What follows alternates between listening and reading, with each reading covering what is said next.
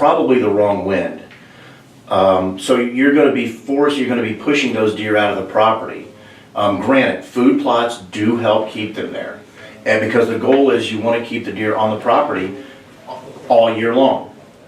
Don't give them a reason to leave. And hunting pressure is a big thing with that. So food plots, keep the pressure down. I am a huge wind hunter. If I don't have the correct wind, then I'm not going to hunt a specific stand.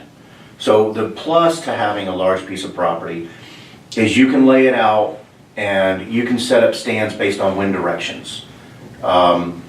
If you're hunting over a hunt plot, you can have all the deer coming into that plot that you ever imagined, but if you're hunting the wrong wind and you blow them out of there, then you're not going to be successful. If you could pick anyone and anywhere in the world to hunt, where would you go and who would it be with? Well, obviously we live in Iowa, as I stated before, so I don't really have a desire to go anywhere else to hunt. I don't really, whitetails are my passion. Bow hunting whitetails are my passion. And living here in Iowa, we are fortunate enough to be able to go into a Walmart or whatever, a local sporting goods store, and buy a resident tag. So I do enjoy going to Wisconsin to hunt, just because the rest of the guys on the team, I go hunt with them. It's the camaraderie that you build when you hunt together is just amazing. I enjoy going to Wisconsin hunting every year. I guess I don't really have a specific individual that I would go hunt with. I do really enjoy Bill Winke with Midwest Whitetail. I feel like when you watch his shows or when you follow him on social media, he is big about passing on very, very important information. And he'll go through the steps to tell you why he planted the food plot where he planted it, why he put his stand up the way he did, or a blind. So Bill Winke's a great one. Don Kiske. I think Don Kiske he lives here in Iowa, just like Bill Winke. He's a farmer, but the success that he's had with growing big deer, and I've never met him, but I just feel like he's such a down-to-earth guy, very knowledgeable. So I think if I had to choose one person, it would be either between Bill Winke or Don Kiske. And we talked about this a little bit ago, talking about the decreasing number of hunters, mm-hmm. and about passing it on to a younger generation. Yeah. What is your advice to recruit new hunters? Well, there's a lot of programs or there's a lot of different groups out there that focus on getting not only kids, but there might be an individual that might be an older, when I say older, I mean it could be 20s, 30s, 40s. There's a lot of people like that have never had the opportunity to go hunting, for whatever reason it may be. So yes, getting kids involved is a huge thing that every hunter should focus on. And I would recommend that if a person has never taken a child or a first-time hunter, if they've never done it, the joy that you get out of taking that individual, taking them hunting, and just getting them in the outdoors. I mean, you hear about it all the time, whether you watch the shows on TV or whether you follow these groups on social media.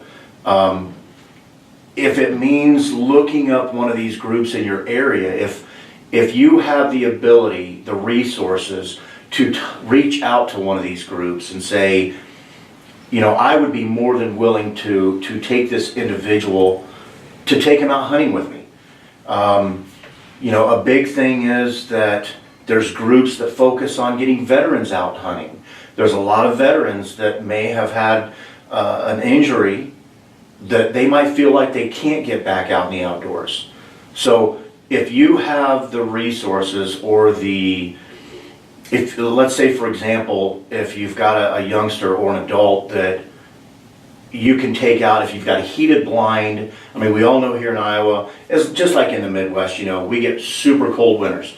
You're not going to be able to take maybe a wounded veteran or a youth out and put them in a tree stand and hunt when it's 10 degrees with 20-mile-an-hour winds. So if you've got the resources at your disposal, heated blinds, stuff like that, reach out to these groups. And they, 9 times out of 10, they'll have a list of people that are anxiously waiting to have somebody take them hunting. I touched on it briefly that hunters as a whole, we have to stick together. There's so much negative influence going on nowadays, especially with social media.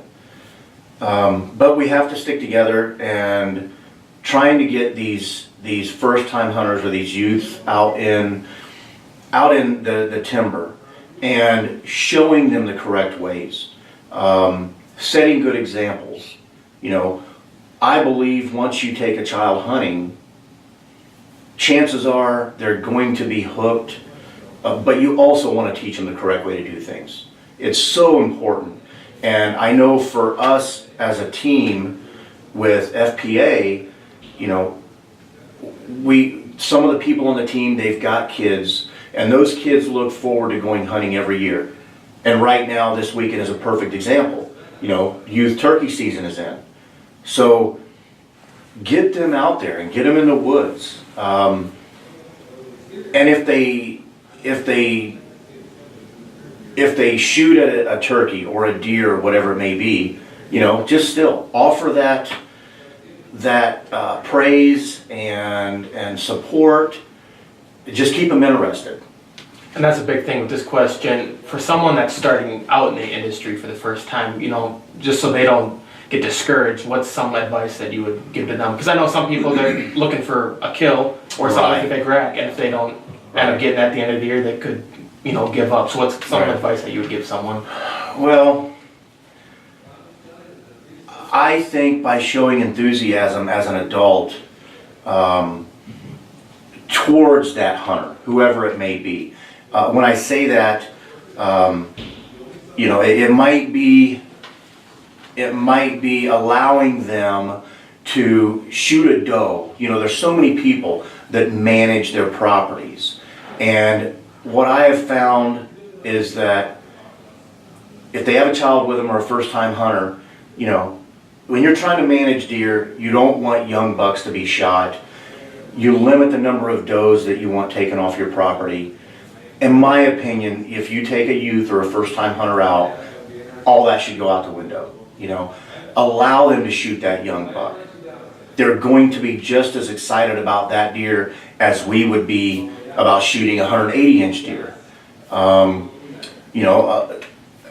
Turkeys. A lot of people want that long beard on that mature tom, that mature gobbler. Allow them to shoot a jake, or if your state allows it, obviously you want to check the rules and regulations.